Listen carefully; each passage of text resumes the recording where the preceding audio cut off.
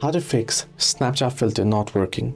Well, hello everyone, welcome back to the channel. On this video today, I'll guide you to the steps on how you can fix filters not working on Snapchat. Well, if the filters on Snapchat is not working, what you can do is you can simply try and reset the application. Try clearing the cache first. Head over to your settings at the top right corner of your screen once you open up the notifications panel. Then head into apps and from here looking for Snapchat. So let me search in for Snapchat. Once you open up Snapchat, head over to Stories and tap on Clear Cache. Try and see if the issue is fixed.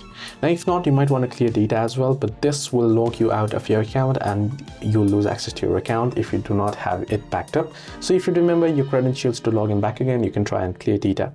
Now, before doing that, you want to make sure that your Snapchat is updated to the latest version. Sometimes not updating the app might cause certain glitches or bugs in the app, so you might want to check for the update. So this is how you can fix Snapchat filters not working. Hope this video helped. Do like and subscribe, and do not forget to leave the comments down below if you have any further issues as well.